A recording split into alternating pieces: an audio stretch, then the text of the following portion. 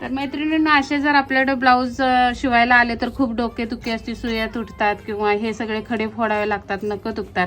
तर एकही खडा न फोडता न तोडता मी टीप मारणार आहे फिटिंगची, कारण खूप छोटं माप आहे, माझी फिटिंगची लाईन इथून जाणार आहे. तर ती खडा न तोडता कशी टीप मारायची याची मी आयडिया देते.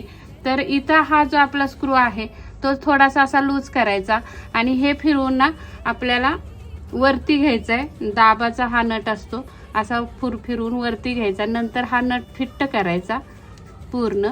आणि आपल्याला आता हे उलट करूया. आणि हे बघा फिटिंगची लाईन माझी इथून जाणार आहे, तर खडे मी हे अजिबात तोडणार नाहीये.